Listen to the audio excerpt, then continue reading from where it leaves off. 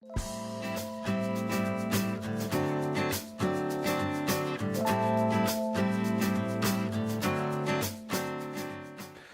nosso segundo painelista vai falar para nós sobre gestão compartilhada no saneamento e sua perspectiva no estado do Rio Grande do Sul. Nosso painelista, Flávio Ferreira Presser, engenheiro civil graduado pela Universidade Federal do Rio Grande do Sul, mestre na área de estruturas, atuou na direção-geral do Departamento Municipal de Águas e Esgotos de Porto Alegre, DEMAI, foi professor da Pontifícia Universidade Católica do Rio Grande do Sul, da PUC, e da Universidade do Vale dos Sinos, Unicinos. Presidiu a Fundação de Ciência e Tecnologia, Cientec, e a Fundação Estadual de Proteção Ambiental, FEPAM, e atualmente preside a Companhia Rio Grandense de Saneamento, Corsan. Então, Presser, eu te convido por 20 minutos, te aviso quando faltar 5.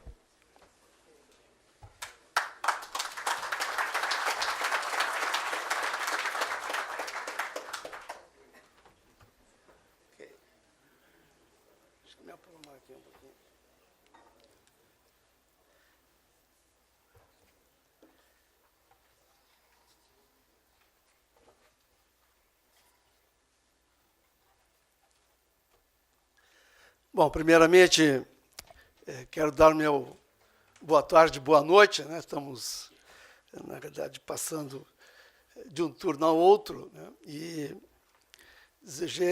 desejar para vocês, obviamente, que temos aqui um bom seminário, um bom encontro. Agradecer ao Senge por ter me convidado, propiciado vir aqui trocar algumas ideias com todos vocês, né? Enfim, primeiro, quero dizer que eu não fiz nenhum diapositivo, achei um pouco desnecessário, porque, na verdade, aqui é mais uma conversa, né, mais uma troca de ideias, do que, na verdade, uma palestra para tentar ensinar vocês alguma coisa. Tenho certeza absoluta que vocês sabem tanto quanto eu sobre saneamento, né? Pelo menos nosso interesse é idêntico. Segundo o tema que foi me proposto, né, que diz respeito sobre saneamento e perspectivas, eu vou aqui estabelecer algumas referências sobre a situação atual do saneamento. Enfim, ele pode ser entendido como local, pode ser entendido como estadual e também pode ser considerado um pouco como o cenário nacional, já que nós estamos imersos, né, dentro de uma política pública, né, que é a mesma, seja o serviço seja local, seja ele o serviço regional. E também, obviamente, em cima dessas colocações, de como, na verdade, nós estamos percebendo hoje a questão do saneamento, as alternativas que você tem, entendeu, para poder, obviamente, fazer com que isso se avance, né? Enfim, então, um pouco... o professor José Castro fez aqui uma referência mais histórica. Eu estou pegando de agora para frente, dando uma olhada para o futuro, que eu acho extremamente adequado, né? Nós discutimos alternativas ao saneamento. Primeira coisa, em relação de hoje, características do saneamento, né? Quero dizer que, tratando-se aqui do estado do Rio Grande do Sul, né, nós temos praticamente universalizado, né, o serviço de abastecimento de água potável aqui no estado. A Corsan é uma empresa pública, ela tem como sócio majoritário o estado do Rio Grande do Sul e tem 8 sócios que são minoritários, mas que detêm uma percentagem muito pequena das ações da companhia. Portanto, é uma companhia pública, é uma SA, uma sociedade anônima. Ela presta serviço para 317 municípios hoje, né? Arnaldo, quero dizer que agora o município de Inhacorá, né, veio para ser abastecida pela companhia, né? Então, são 317 municípios, cerca de 6 milhões de gaúchos são abastecidos pela Corsan. E praticamente todos eles são atendidos, estou falando em centros urbanos, né? As áreas rurais, elas fogem dos contratos que nós temos com os municípios, né? Mas ainda eu quero dizer que é sofrível o nosso índice de atendimento no que diz respeito ao esgotamento sanitário. Ele é extremamente baixo, né? No estado do Rio Grande do Sul, esse índice é de 14%, né, de economias que têm o esgoto coletado e tratado. Então, obviamente que aí já demonstra uma necessidade por parte da companhia de fazer enormes provisionamentos para poder completar, entendeu, essa infraestrutura de saneamento básico, que, obviamente, dizem que é um direito, e é um direito das pessoas, portanto, direito quer dizer que as pessoas têm que ser atendidas nesse direito, não é um direito, enfim, que possa ser simplesmente um elemento discursal, mas sim é um direito que tem que se mostrar na prática do dia a dia das pessoas, já que o saneamento tem enormes externalidades, né? A gente fala muito na relação saneamento-saúde, que é 1:4, né? Mas, recentemente, num documento feito pela Organização das Nações Unidas, ela fez, na verdade, uma projeção, devido às externalidades do serviço, de que a relação entre a aplicação do recurso e os benefícios que ela traz é de 1:7 a 1:9. São grandes externalidades. A questão dos impactos ambientais, a questão da geração de renda, obviamente saúde, a questão da valorização patrimonial, enfim, não vou eu citar aqui, mas é mais ou menos esta relação de 1:7, 1:9, né, segundo os dados apurados aí pela própria Organização das Nações Unidas. Bom, então, uma questão que nós temos sempre que ter em mente é esse baixo nível de atendimento de esgotamento sanitário. A outra questão é a regulação, né? A regulação foi introduzida pela Lei 11.445, né? Ela, contrariamente ao que se diz, né, a regulação veio para buscar a eficiência do setor público, né? Essa lei foi uma lei muito discutida, foi uma lei que foi aprovada em 2007, regulamentada até 2010, né? E ela, pela primeira vez, cria esse instrumento aqui dentro da política de saneamento nacional, a regulação. Então, quero dizer que a experiência, contrariamente à que tem de energia elétrica, né, onde o setor é regulado já há muito tempo, a experiência de regulação no saneamento ainda é muito recente, né? E, com isso, os instrumentos regulatórios, muito deles, né, estão ainda por serem feitos, né? E, como você sabe da modelagem aqui do saneamento do Brasil, hoje a titularidade dos serviços é uma titularidade municipal, né? Portanto, quem define o agente regulador é o município. O que está se verificando com isto é uma tendência, é uma possibilidade, né, mas se mostra uma tendência de haver uma atomização nos processos regulatórios do Brasil, ou seja, fazer com que se criem cada vez mais agências municipais de regulação, enquanto que a regulação ela tem que ter característica, até porque a política tarifária é assim, os subsídios são cruzados, né?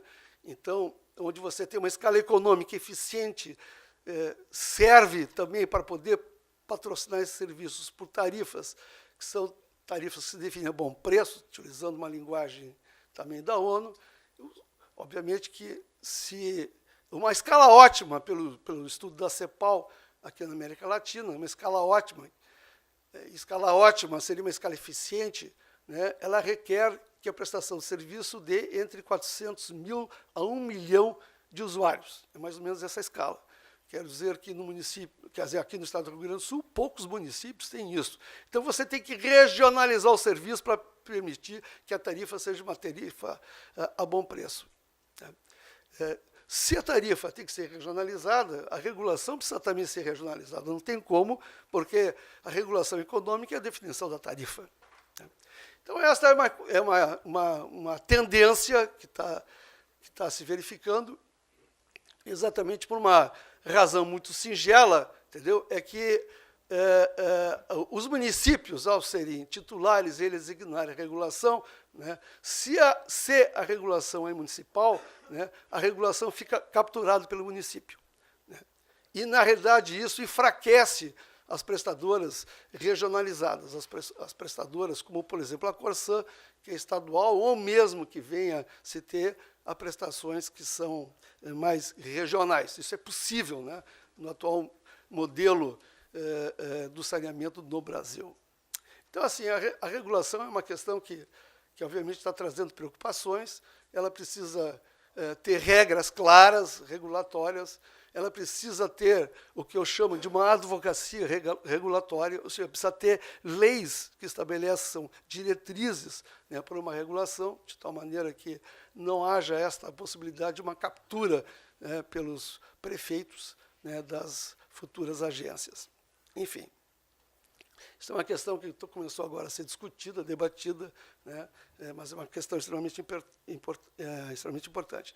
Segundo, ainda tem uma insegurança jurídica muito grande, apesar da lei ser um grande avanço, né, a Lei 11.445, mas ela tem uma certa incompletude, falta algumas coisas, né. Por exemplo, as regras rescisórias desses contratos, né, e as respectivas indenizações quando há uma caducidade contratual, né. Nós temos casos, a Corsan recentemente ganhou uma ação no município de Novo Hamburgo, mas depois de muito tempo, não sei exatamente quantos anos fazem, né, que o serviço de Novo Hamburgo foi municipalizado, né, e agora é que houve uma decisão judicial, né, indenizatória para a companhia.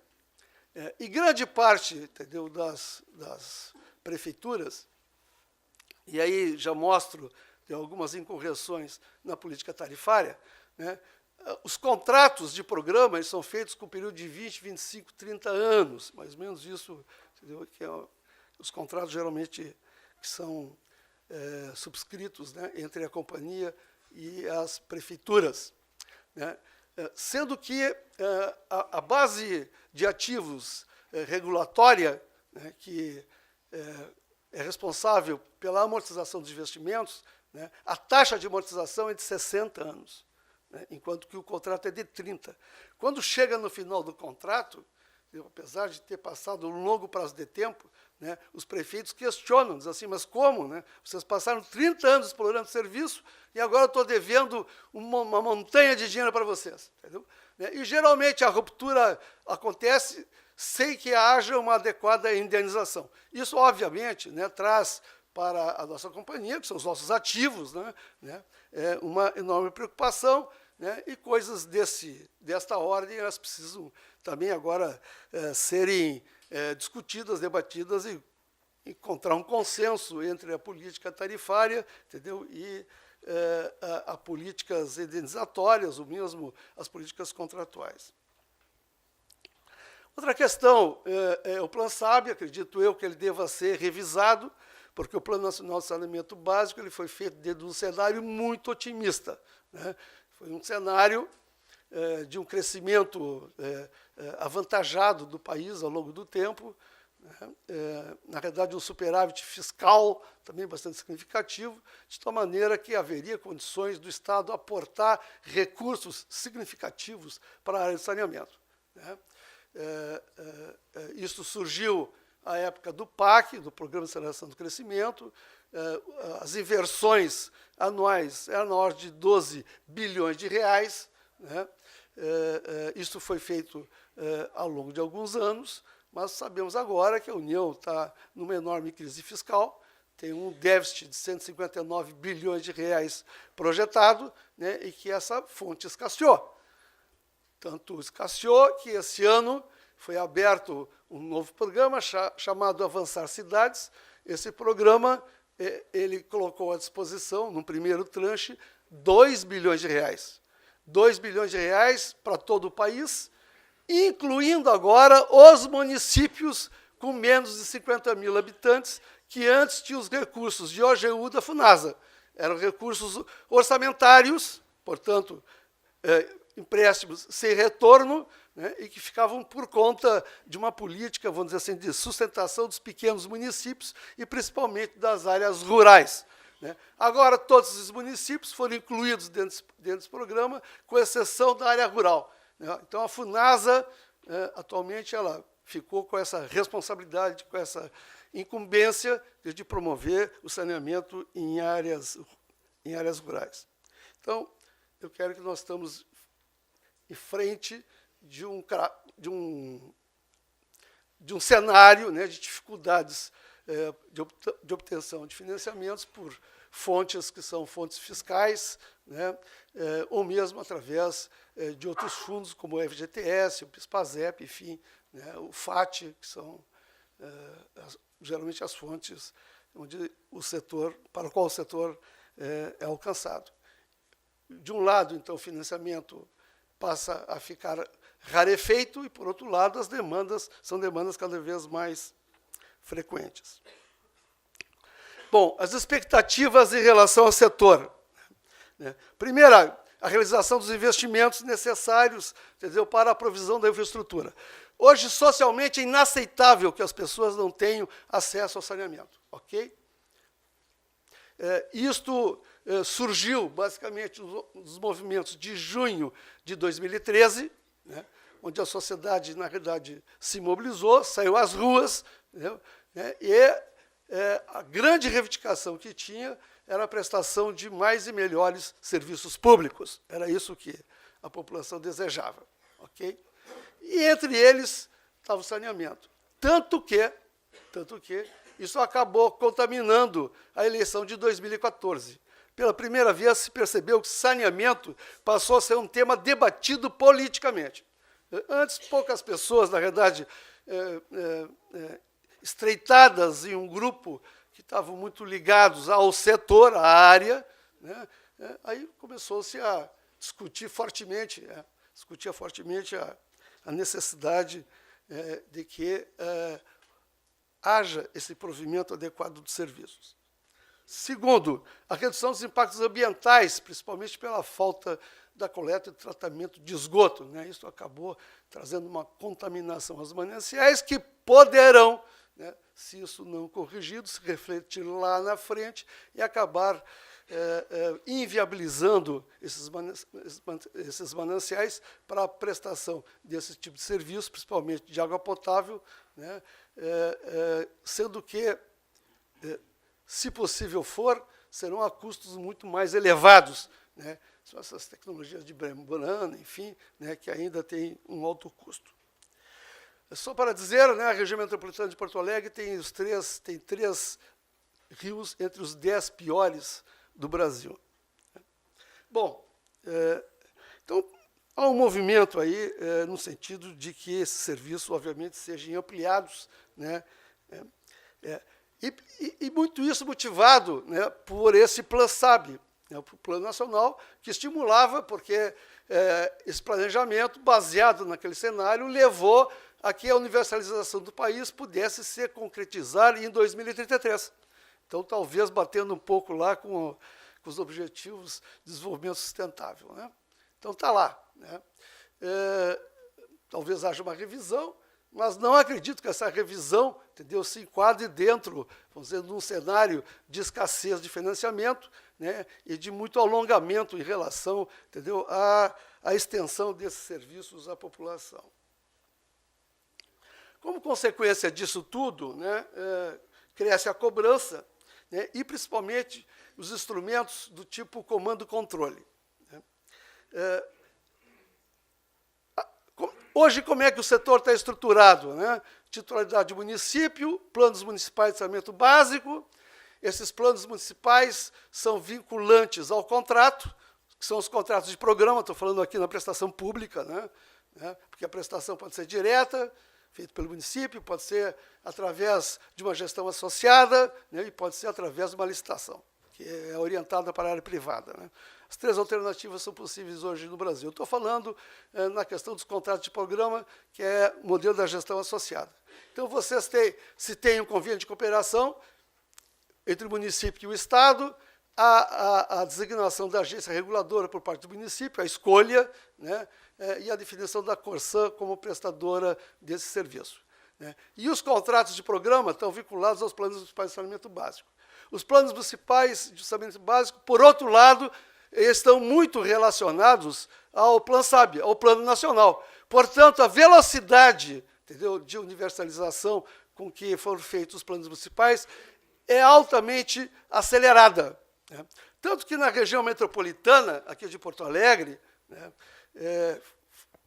quando estivemos bem no início da nossa gestão, comecei a somar todos os contratos, todas as obrigações, isso representava na ordem, entendeu, para poder atingir os contratos de programa, isso exigia alguma coisa de 3,2 bilhões de reais de investimento, ok? Só que, se fosse do ponto de vista do valor, 3,2 bilhões de reais, né, não traria lá grandes, vamos dizer, preocupações. Coloco isso entre aspas, mas não traria grandes preocupações. Mas acontece que 61% desses valores estavam previstos para ocorrer nos primeiros 5 anos de contrato. 61% nos primeiros 5. Por quê? Porque, obviamente, as pessoas querem que haja a provisão dessa infraestrutura, mas que isso se dê o mais rápido possível. Então, há uma necessidade de aceleração desses investimentos nos primeiros anos. E isso não é só para a região metropolitana, a gente pode dizer que isto é geral para todos os contratos. Então, nos colocou numa situação de enorme dificuldade de atender os contratos de programa. Ok?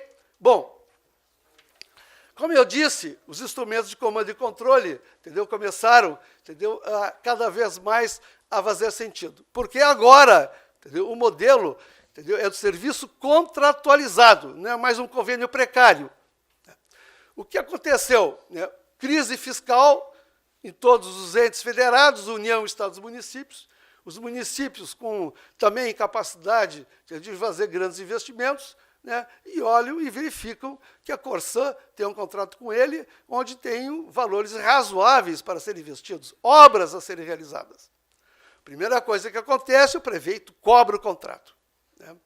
Segundo, né, o Tribunal de Contas, nas suas inspeções ordinárias aos municípios, em todos eles olham o contrato de programa entre a Prefeitura e a Corsã para saber se o contrato atendeu ao Plano Municipal de Saneamento Básico, ou se o contrato, enfim, ele foi satisfeito.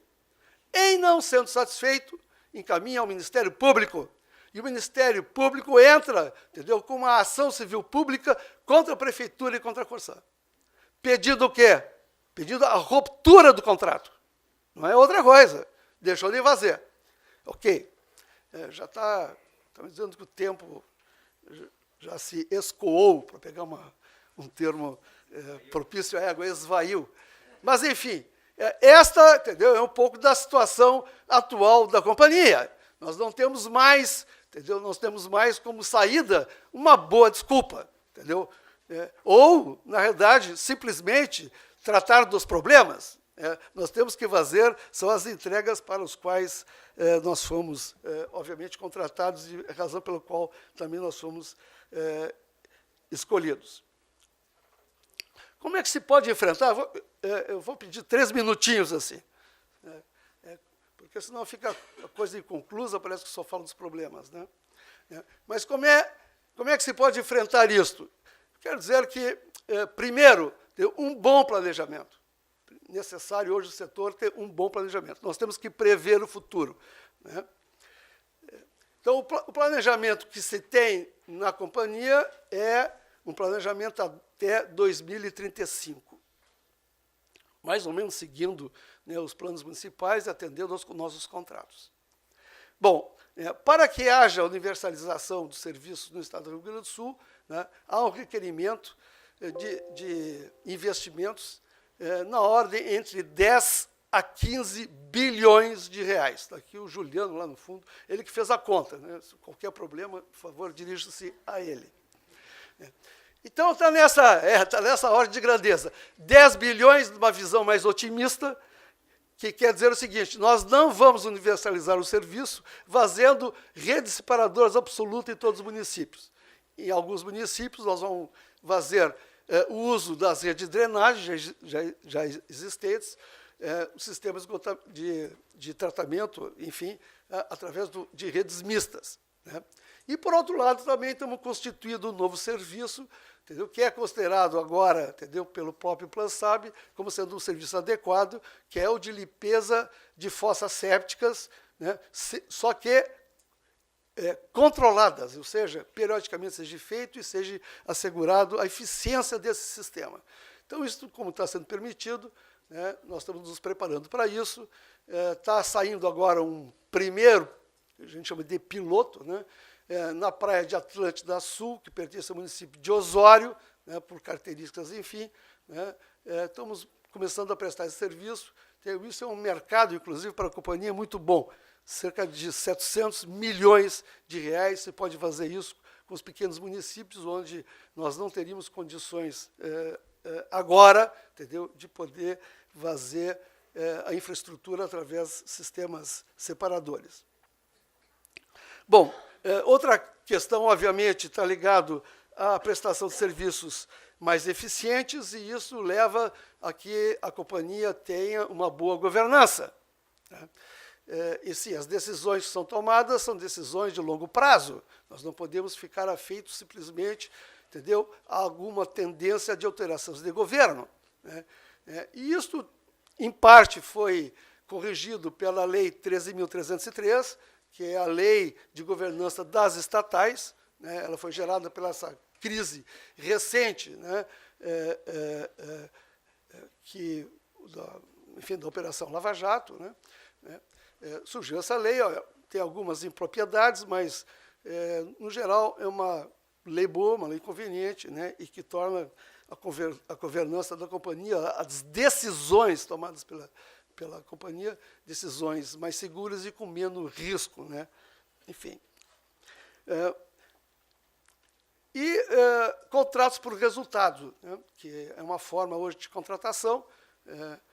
Inclusive, no dia de hoje, estávamos em Santa Cruz do Sul, exatamente, para dar início a um contrato de performance na área de perdas, onde nós estamos lá pagando, remunerando, né, a empresa vencedora da licitação pelos resultados que ela fizer. Não se vai pagar mais pela substituição da rede, pelos equipamentos, pelos macromedidores, micromedidores, enfim. Ela tem a responsabilidade, durante um período de tempo, fazer reduções graduais das perdas. E assim que ela atinge essas metas, ela é remunerada, né? Então, é uma forma diferente hoje de trabalhar. Para não me estender, uso de novas tecnologias, extremamente importante fazer, incorporar novas tecnologias, se tem relativamente avançado nisso. Primeiro que tem, entendeu, é a relação com os nossos usuários. Se vocês pegarem os celulares de vocês, entendeu, tem uma app que é chamada Corsan, só põe lá, entendeu, na loja virtual, põe lá Corsan, vai ter uma PPP, onde, na realidade, todo mundo pode se comunicar, falta de água, uma reclamação, enfim. Nós estamos usando isso. Segundo, tem um serviço chamado SMS, que é a solicitação móvel de serviços, né, onde as nossas equipes hoje têm lá o tablet, recebem todo a solicitação de serviços a serem cumpridas durante o dia, durante a jornada. Enfim, isso facilita, faz com que se tenha flexibilidade, se há algum caso de maior relevância que na realidade não tinha ainda sido programado no dia anterior.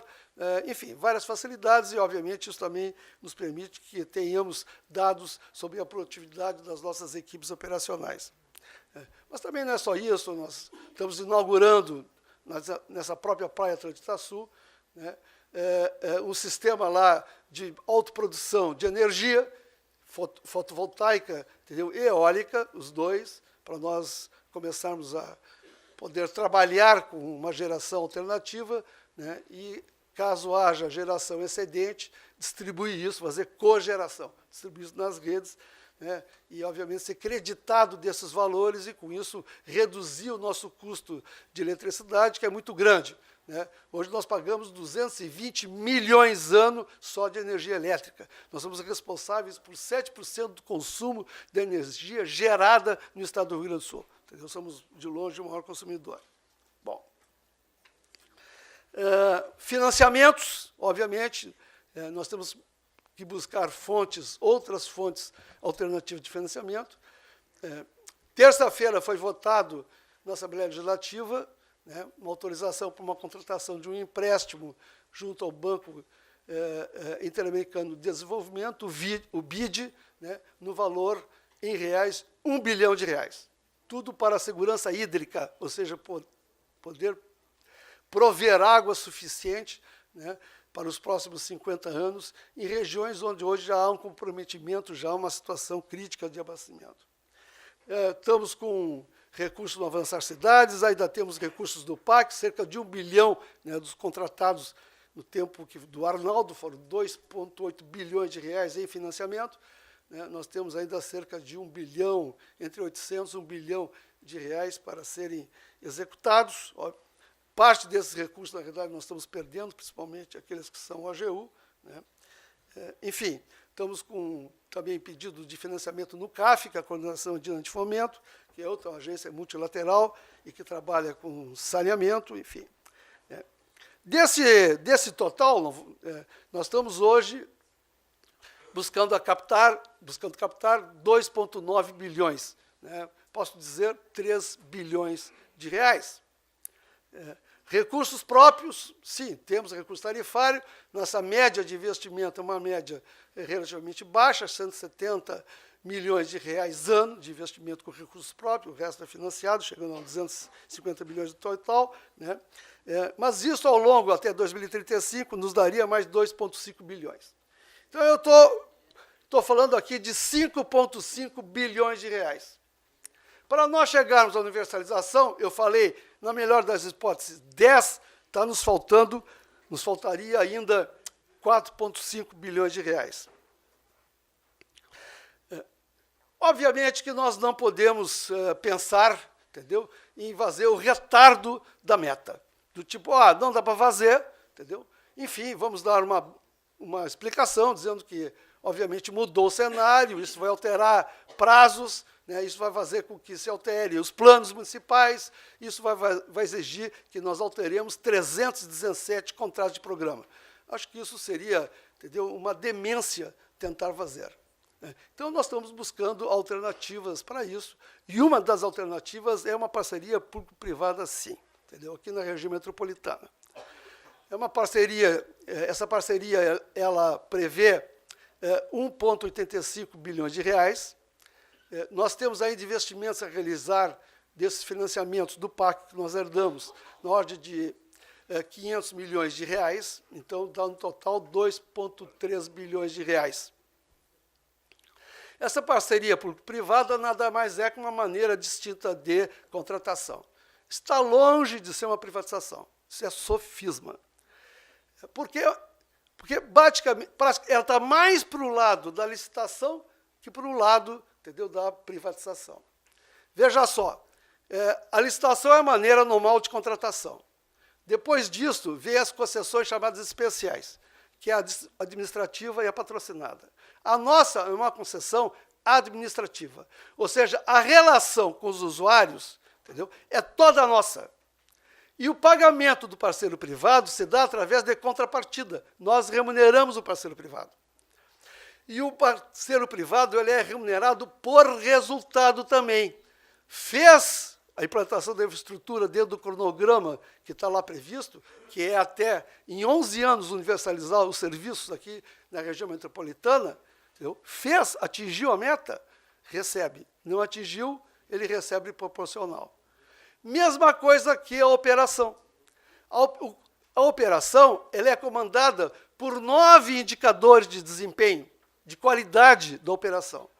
E tem um verificador independente, que nós vamos constituir, né, um verificador independente que vai ver exatamente quanto desses indicadores, o quanto foi satisfeito ou não, e a remuneração disto, entendeu, é proporcional, vamos dizer assim, aos resultados que foram atingidos. Então, na verdade, o que nós estamos dizendo é o seguinte, nós estamos garantindo, sim, que essas coisas realmente aconteçam e aconteçam dentro daquilo que foi previsto, daquilo que foi planejado. Obviamente que eu não tenho aqui como detalhar, até porque o meu tempo já encerrou, entendeu? Mas me disponho, se é para discutir a PPP, entendeu? Que venhamos aqui, marque o dia, marque a hora, o sindicato, para nós apresentarmos a proposta da PPP, entendeu? E mostrar que, na realidade, é uma boa alternativa para a companhia. Aliás, ela é a única capaz de garantir os contratos de programa na região metropolitana. E aí, para encerrar, só vou dar esse dado para vocês. Nós temos 317 municípios. Desses 317 municípios, com mais de 20 mil economias, ou seja, municípios entre 60 e 70 mil habitantes, são 30, 9,4% dos municípios. Eles são responsáveis por 57% do faturamento da economia, da companhia. 57%. Imagina o reflexo se na verdade a companhia perder os contratos de programa, entendeu, na região metropolitana. Aí você, não, mas isso é uma presunção, isso não está destinado de acontecer. Não é verdade. Quer dizer, vocês estão sabendo e acompanhando Gravataí. Em Canoas, o prefeito Jário Jorge, entendeu, quando, na verdade, uma vez conversando com ele, ele disse, ou tu faz a PPP ou eu faço, e eu municipalizo o serviço. A mesma coisa aconteceu há um tempo atrás com a cidade de Esteio. Então, essas cidades, que são cidades aqui da região metropolitana, muito pressionadas, inclusive, pelos impactos no Rio dos Sinos, né, eu quero dizer que elas estão assim, ou a Corsã faz, ou nós fazemos. Entendeu? Então, o risco de perder esses contratos é um risco muito elevado e um risco que nós não podemos correr. Aliás, correr risco a gente sempre pode, entendeu? Mas eu quero dizer que, às vezes, o risco é o risco eleitoral, de fazer discurso enganatório, entendeu? De dizer que isso aí, na verdade, é uma privatização, que isso aí representa um prejuízo para a companhia. Quero dizer o seguinte, ou se faz, ou se encontra outra alternativa. Estou aberto também a que as pessoas me mostrem outra alternativa. O que é? De onde é que vem? Geralmente dizem assim, do financiamento público. Nesta crise, é isso a alternativa que se apresenta? Entendeu? Então, é assim, ó, tem alternativas? Tem. Venda de ativos é uma alternativa. Concessão é alternativa. Tem várias alternativas. Todas elas, na verdade, muito mais orientadas agora para a régua, melhor dito, da privatização, do que a concessão administrativa, que, como disse, muito próxima à licitação. A única coisa que você contrata é infraestrutura e operação. Mas o processo licitatório é igual, né? Só que as vantagens, vamos dizer assim, administrativas são extremamente grandes, porque você vai ter um contrato único para administrar uma região muito importante, porque, em média, imagina só, em média, né, nós temos investimentos grandes investimentos na ordem de 10 milhões de reais. Se nós precisamos investir 1 bilhão, entendeu? Cerca de 2 bilhões, vejo que nós teríamos que administrar cerca de 2 mil contratos. Entendeu? E ao invés de administrar um único contrato. Olha, obviamente que a eficiência disso, entendeu, está muito mais assegurada de nós obtermos um bom êxito, sendo que grande parte dos riscos da não execução são riscos do parceiro privado e não são riscos da companhia, como é atualmente. Os riscos de paralisação de obra, entendeu, de licitações que não tiveram sucesso, desertas, etc., são todos riscos da companhia. A gente está dizendo, olha, esse risco agora é o risco da empresa, né? Então, enfim, tem uma série de coisas, né, que se pode, obviamente, depois com mais tempo, né, obviamente com oportunidade, a gente vir aqui discutir, debater, porque a grande vantagem disso é a transparência. Ok? Muito obrigado.